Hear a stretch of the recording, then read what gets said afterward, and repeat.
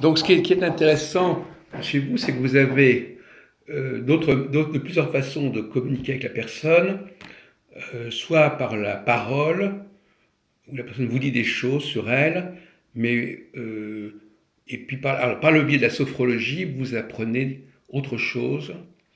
Par d'autres, c'est quoi? Vous apprenez par quel biais?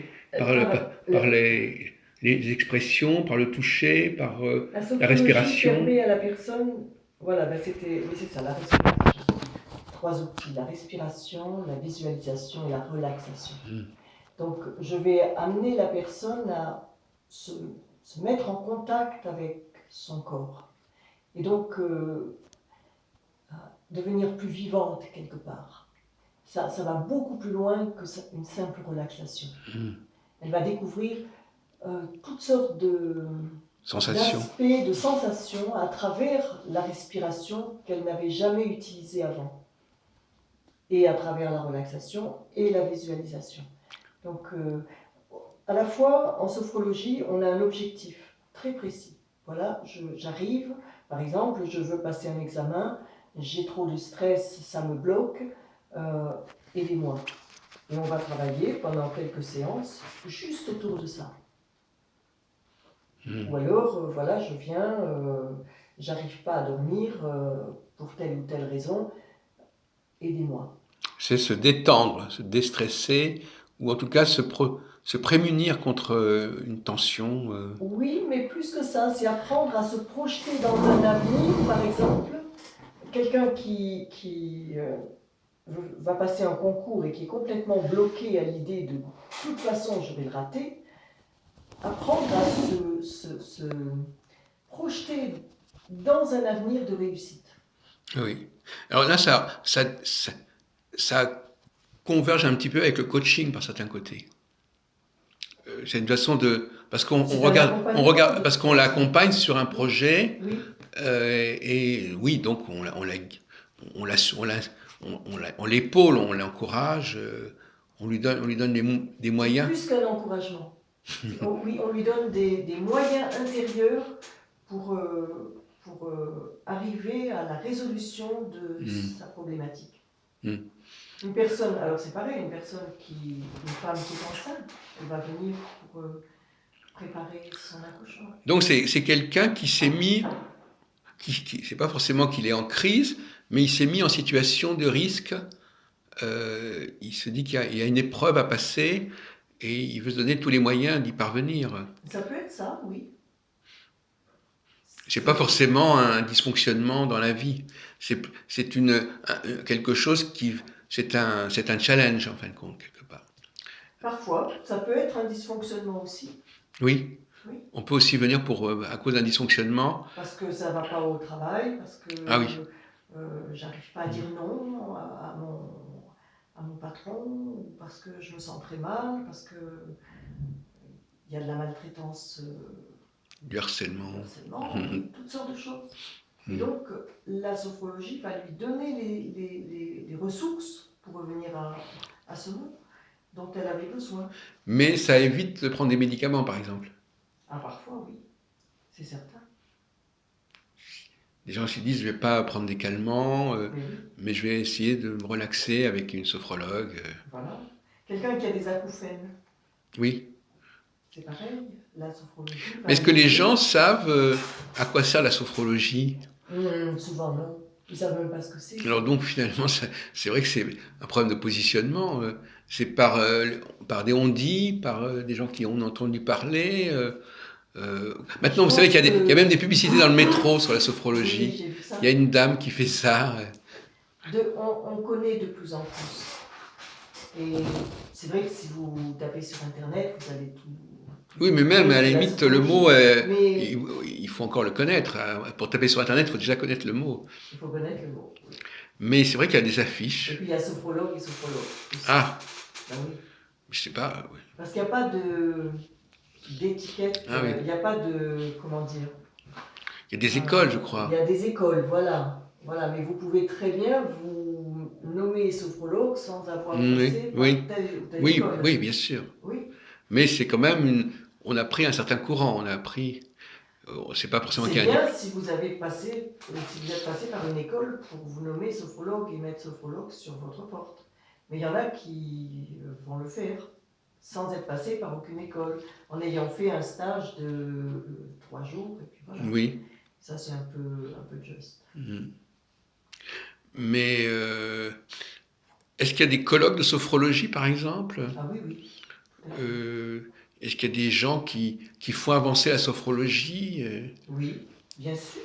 Ça n'en finit pas d'avancer. Hmm. En fait, je dirais que le vrai sophrologue s'appelle sophrologue caïcédien. Ouais, c'est ça, c'est le mot-clé. Caïcédien, oui. Voilà. Oui. Parce que sophrologue, quand Caicedo, le fondateur de la sophrologie, a voulu récupérer euh, cet art, Hmm. il s'est rendu compte que c'était passé dans le langage public, dans le domaine public, et il ne pouvait plus garder ce mot pour lui. Donc il faut Alors qu'il l'avait ajouter. créé, Oui, et il a rajouté Caicedo. oui. Oui, c'est une bonne idée. Donc quand quelque chose, quand on a, autant mettre son nom carrément Ouais. sur un concept, quand il est utilisé par d'autres. Euh, donc est-ce qu'il y a il y a un rapport avec le yoga par exemple dans la sophrologie? Ah oui. En fait, Caicedo, il est allé découvrir sur place le yoga et le zen. Mhm. Et il a fait des stages, il a passé du temps au Japon et je ne sais plus, peut-être au Tibet, je ne sais plus. En tout cas, il est revenu, lui-même étant médecin, il a fait une synthèse de tout ça, d'un certain nombre d'exercices. Il a occidentalisé les exercices Ah de oui. zen et de yoga. Ah oui, c'est ça finalement. Oui. Donc on retrouve. Mais parce que puisque vous parlez d'histoire de la sophrologie, comment définiriez-vous donc euh, quelles sont les idées fortes de la sophrologie alors finalement, selon Caicedo, enfin, et c'est quoi le concept de sophrologie? C'est un ensemble de choses ou est-ce que c'est vraiment une discipline qui a un axe fondamental? Elle s'appuie sur quoi la sophrologie d'abord? Elle s'appuie sur quoi? Sur quel genre de... Sur la respiration, sur La respiration, la relaxation le et visuel? la visualisation. Visualisation. Alors la visualisation, c'est le projet, c'est ça vous appelez ça, se projeter, se dire C'est voilà, plus je que vais faire ça, c'est ceci, je me vois l'utilisation. en train de faire ça, je sais pas. Oui, voilà, c'est l'utilisation de mon imagination. Oui. Par exemple, je me vois alors que j'ai accouché, Mm. dans un état de relaxation, donc dans un état où je suis beaucoup plus sensible à tout, à moi-même et à tout ce qui se passe à l'intérieur de moi. Et je vais me laisser vivre pendant plusieurs minutes, par exemple, le fait que voilà, j'ai mon enfant dans mes bras. Et rien que ça, pour beaucoup de femmes, ça va leur donner cette confiance que tout va bien se passer. Quand elles ressortent de cette expérience, qui dure quelques minutes, Voilà. elles ont cette certitude intérieure qu'elles n'avaient pas auparavant, que voilà, elles se retrouveront Oui. avec leur enfant au bout du compte. Ça, j'ai interviewé il y a 2 jours au salon de médecine de l'espace Champéret quelqu'un sur l'hypnose. Et il m'a dit aussi que dans l'hypnose, c'était lié aussi à un imaginaire. Enfin, ça me fait penser. Il y a un passerelle apparemment, l'auto-hypnose, on peut dire. Oui, oui, oui. Alors, je connais peu l'auto-hypnose, Visualisation, donc c'est je une ne forme de saurais pas visualisation. dire. Oui, Mais enfin, ça touche aussi à la visualisation, à oui, la relaxation oui. et à la respiration. Hmm. C'est vrai. Mais bon, je ne connais pas assez l'hypnose pour pouvoir dire qu'est-ce qui est similaire et qu'est-ce qui est différent. Et est-ce que ça englobe aussi des formes de l'EMDR, par exemple, des choses comme ça, de C'est autre chose, désensibilisation? le MDR. Oui. Le MDR, c'est une thérapie énergétique Hmm. qui touche à l'énergie. Il y en a une quarantaine. Donc, Quarantaine de quoi? de thérapies EMD, à partir de l'énergie. ah oui, Le d'accord. MDR en est Ah une. oui, d'accord, d'accord. Il y a l'EFT, il y a Hmm. le TAT, enfin, Ah il d'accord. y en Ah a oui, pas en mal. effet, oui. Une quarantaine. Hmm. C'est autre chose. Alors vous, votre exercice préféré, c'est quoi alors finalement?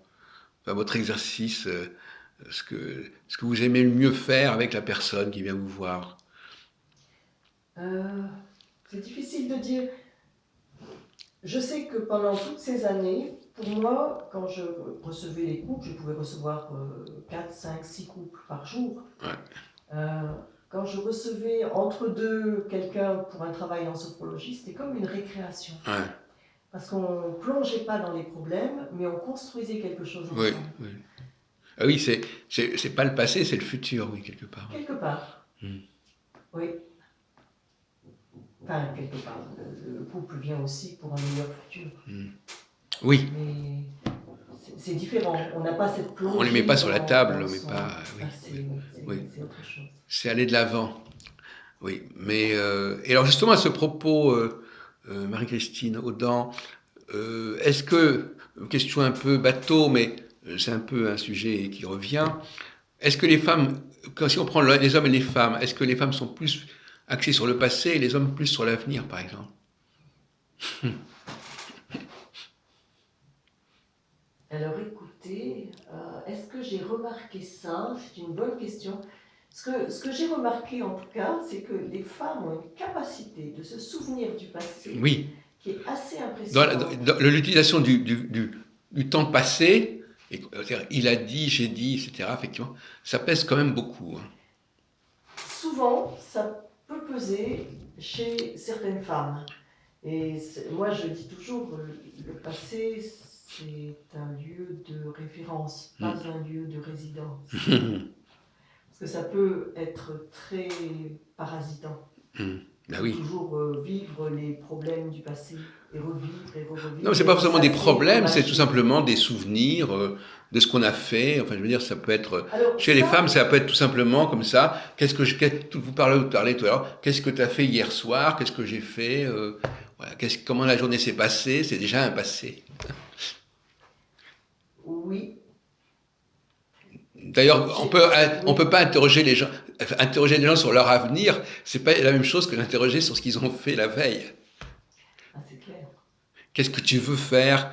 Et là, on parlait justement peut-être que l'homme aime bien que la femme s'intéresse moins au passé de l'homme qu'à ce qu'il a envie de faire, ce qu'il a envie de réaliser, par exemple. C'est intéressant comme regard, mais je ne saurais dire si c'est vraiment lié aux femmes plus qu'aux hommes.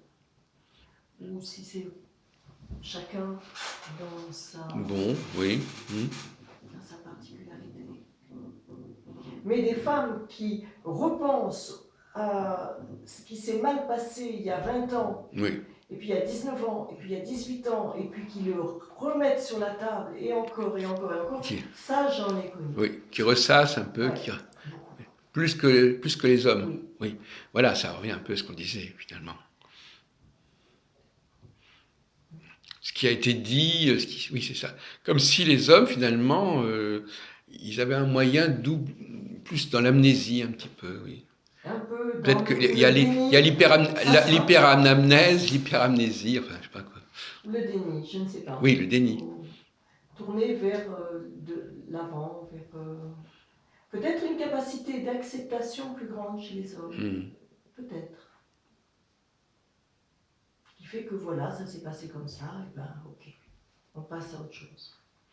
Oui, je crois je suis assez d'accord sur cette orientation. En tant qu'homme. Non, justement. Enfin, en tant qu'homme observant les femmes aussi, évidemment. Ben oui. Parce que finalement, parfois, paradoxalement, on connaît mieux le sexe opposé que son propre sexe. Enfin, je veux dire, à la limite. Parce qu'on est on est frappé par certaines choses chez l'autre, chez les autres. Quand on voit des femmes parler, parce que il y a à la fois, si vous voulez, il y a à la fois le couple ou la famille où on vit dans la différence, dans la mixité, et puis aussi les gens qui aiment se retrouver entre eux. Les femmes entre elles, les hommes entre eux, ça c'est très fréquent. Ah oui. Et ça équilibre. Tout à l'heure je parlais des copines, et effectivement, oui, il faut quand même que la personne ait aussi un espace où elle est avec des gens qui lui ressemblent. Mais oui. Ça me fait penser à la voiture couple. La voiture couple, toute voiture a besoin d'un frein et d'un accélérateur. Mais il n'y a rien de plus différent qu'un frein et un accélérateur. Si vous les mettez tous les deux ensemble, ils vont passer leur vie à ne pas se comprendre, à ne pas s'accepter, etc. Mais en fait, ouais. une voiture a besoin des deux. Hmm. Et le véhicule couple a besoin de ces Ah oui, différences oui. fondamentales entre Eh l'homme et la oui. femme. C'est là qu'il y a un problème de mode d'emploi, effectivement,